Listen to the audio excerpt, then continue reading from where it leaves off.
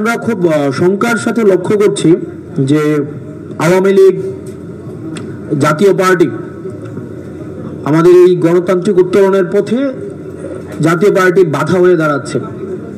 জাতীয় পার্টির কিছু পতিত যারা ফেসিবাদকে সবসময় পৃষ্ঠপোষকতা জুগিয়ে এসছে তারা আবার ডালপালা মেলতে শুরু করেছে এবং আমরা শঙ্কা করছি আগামী নির্বাচনকে বানচাল করার জন্য নির্বাচনের প্রক্রিয়ার যেই প্রক্রিয়াটি রয়েছে সেটিকে বাধাগ্রস্ত করার জন্য জাতীয় পার্টির মাধ্যমে আমাদের পার্শ্ববর্তী দেশ ভারত, পুনরাবৃত্তি করছে, আমাদের পার্শ্ববর্তী দেশ ভারত এবং আওয়ামী লীগের যে অর্থনৈতিক যে শক্তিগুলো ছিল তারা জাতীয় পার্টির মাধ্যমেই বাংলাদেশকে অস্থিতিশীল করার চেষ্টা করবে। সেই জন্য নির্বাচন কমিশনকে দ্রুততম সময়ে জাতীয় পার্টি নিয়ে সিদ্ধান্ত নিতে হবে। যারা এই ফেসিবাদকে পৃষ্ঠপোষকতা জুগিয়েছে, আমাদের বিগত ভোটবিহীন মানুষের অংশগ্রহণবিহীন নির্বাচনকে যারা বৈধতা উৎপাদন করেছে, এই জাতীয় পার্টি হচ্ছে ভারতের একটা এক্সটেনশন, আওয়ামী লীগের একটা এক্সটেনশন। জাতীয় পার্টির বিষয়ে চূড়ান্ত সিদ্ধান্ত নিতে হবে এবং জাতীয় পার্টির কিছু মানুষ আছে যারা গণমাধ্যমে বিভিন্ন বিভ্রান্তিকর তথ্য ছড়াচ্ছে। আমরা গণমাধ্যমের প্রতি আহ্বান জানাবো, আপনারা যখন তারা যখন কথা বলে বা তাদেরকেও আমরা আহ্বান জানাবো, আমরা গণতান্ত্রিক পরিবেশকে সমুন্নত রাখতে চাই। কোনো অসত্য বিভ্রান্তিকর দেশকে অস্থিতিশীল পরিবেশ তৈরি করে ফেসিবাদকে আবার রিহেবিলিটেট করে এমন ধরনের কার্যক্রম থেকে আমাদের সবারই বিরত থাকা উচিত এবং জাতীয় পার্টিকে নিয়ে অবশ্যই দ্রুততম সময়ে সিদ্ধান্ত নিতে হবে। না হয় নির্বাচনী পরিবেশ বিঘ্নিত ঘটলে এই দায় সরকারকে নিতে হবে, এই দায় নির্বাচন কমিশনকে নিতে হবে।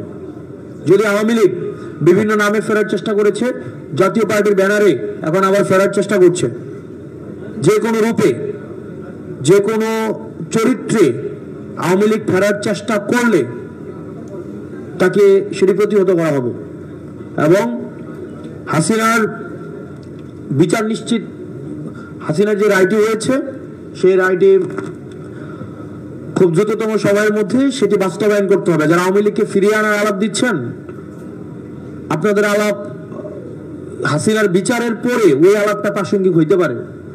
আগে ফাঁসিটা হোক, ফাঁসির হওয়ার পর আমরা এটা বিবেচনা করব যে আমরা আওয়ামী লীগ কি আসবে কি আসবে না, নির্বাচন করবে কি করবে না, এটা ফাঁসি হওয়ার পরে আমরা সেই বিষয় নিয়ে আলোচনা হইতে পারে।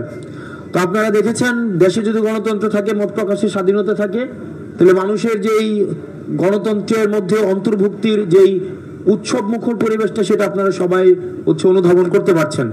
আশা করি শুধুমাত্র দেশীয় গণতন্ত্র না, দেশের জাতীয় গণতন্ত্র না, আমাদের দলগুলোর মধ্যে গণতন্ত্র থাকবে। আমাদের অনেক দল আছে গণতন্ত্র সারাদিন বলে, কিন্তু নিজের দলের কোনো কাউন্সিল নাই। আমার নিজের দলের কাউন্সিল কবে হয়েছে ওনাদের মনে আছে কিনা ওনাদের নিজেদের প্রশ্ন করা উচিত। দলীয় স্বৈরতন্ত্র রেখে জাতীয় গণতন্ত্র প্রতিষ্ঠা করা কোনোদিনও সম্ভব না। দলীয় পরিবারতন্ত্র রেখে জাতীয়ভাবে আপনার গণতন্ত্র কায়েম করবে, এগুলো এক ধরনের হিপোক্রেসি।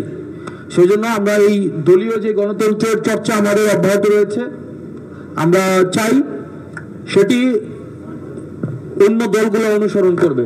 জাতীয় নাগরিক পার্টি সেটা একটা উদাহরণ সৃষ্টি করছে।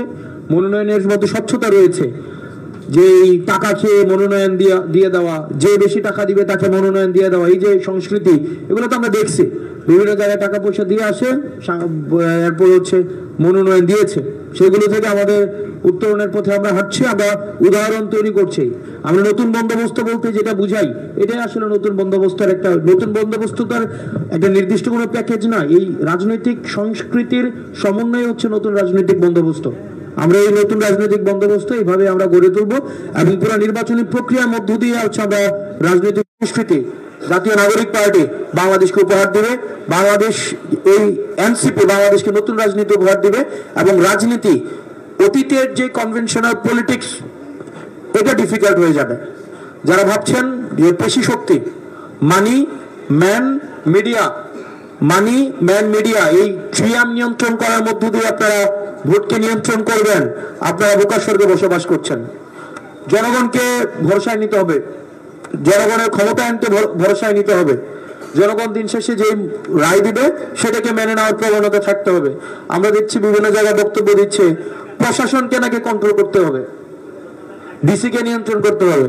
তো ডিসি এসপি এগুলো তো ভাগাভাগি চলতেছে, এখন মধ্যরাতে ডিসি পুনর্বন্টন হয়। তো এগুলা থেকে বেরিয়ে আসতে হবে। আর প্রশাসনের কাছে আমরা উদাত্ত আহ্বান জানাবো, আপনারা আসলে শহীদের রক্ত এবং আহতদের আর্তনাদ আপনারা দেখেছেন। আপনার এই প্রশাসন কিন্তু ফেসিবাদকে কাঠামোকে শক্তিশালী করেছেন। তো আপনারা এটা ভাববেন না যে আবার পোস্টিং প্রমোশনকে আপনারা সামনে রেখে আবার একটা পাতানো নির্বাচন আয়োজনের সহায়ক আপনারা হবেন। আপনাদেরকে যদি বাধ্য করে কেউ, কোন রাজনৈতিক দল আপনাদেরকে বাধ্য করে, আপনারা জনতার কাতারে নেমে আসেন। আপনাদের রিজিকের কোনো অভাব হবে না। আপনারা যথেষ্ট মেধাবী মানুষ, যথেষ্ট যোগ্য মানুষ, আপনারা মেধার স্বাক্ষর রেখে আপনারা হচ্ছেন সিভিল সার্ভিসে গিয়েছেন।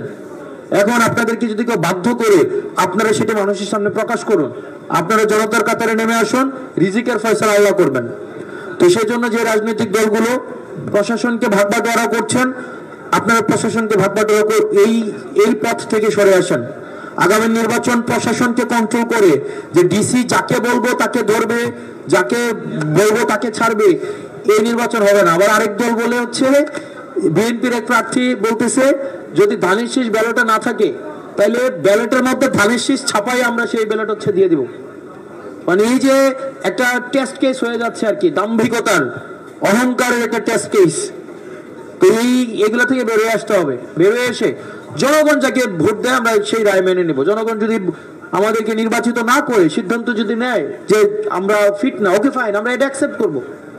কিন্তু জনগণকে বাধ্য করে ভোট কেন্দ্র দখল করার যে মহড়া আপনারা দিচ্ছেন এখনই, এটা কিন্তু স্বাভাবিক নির্বাচনের বার্তা দেয় না। আপনারা হচ্ছে আওয়ামী কালচারের দিকে আবার চলে যাচ্ছেন। তো গণমাধ্যমের প্রতি আহ্বান থাকবে, গণমাধ্যম এক্ষেত্রে ওয়াচডগের ভূমিকা পালন করবে। আপনারা গণমাধ্যম চেষ্টা করেন নিরপেক্ষতা ধরে রাখার জন্য। গণমাধ্যমের ভূমিকা কিন্তু এক্ষেত্রে সবচেয়ে বেশি গুরুত্বপূর্ণ। আপনারা যারা নিরপেক্ষ সাংবাদিক, আপনারা বস্তুনিষ্ঠতার সাথে, পেশাদারিত্বের সাথে আপনারা সাংবাদিকতা পরিচালনা করেন, আপনাদের প্রতি আমাদের অশেষ কৃতজ্ঞতা রয়েছে। আমরা চাই আপনাদের নিষ্ঠা, আপনাদের প্রজ্ঞা, পেশাদারি যে বস্তুনিষ্ঠতা, সেটি আপনারা বজায় রেখে আগামী নির্বাচনে শুধুমাত্র যে রাজনৈতিক দলগুলোর যে ভূমিকা রয়েছে বিষয়টি এমন নয়, আপনাদের একটা গুরুত্বপূর্ণ ভূমিকা রয়েছে। আপনারা সেই জায়গায় আপনাদের পেশাদারিত্বের প্রমাণ দিবেন। ওই আমাদের আগের যেই আমরা দেখছি যে ইয়া থেকে সময় টেলিভিশনের ওই যে অফিসটা কই জানেন ছিল এখানে বাংলা মোটর না, ওখান থেকে হচ্ছে প্রেসক্রিপশন লিখে দিতে কে যাবে কে যাবে না, কোন ফুটেজ যাবে কোন ফুটেজ যাবে না। তো আমরা চাই 5 আগস্টের পরে আপনারা যেভাবে সাহসিকতার সাথে সাংবাদিকতা করছেন, আমরা চাই যেই ভুল করুক আপনারা সেটা মানুষের সামনে উপস্থাপন করুক, মানুষ সেটার রায় দিবেন। ভালো থাকবেন, ধন্যবাদ সবাইকে, সালাম আলাইকুম।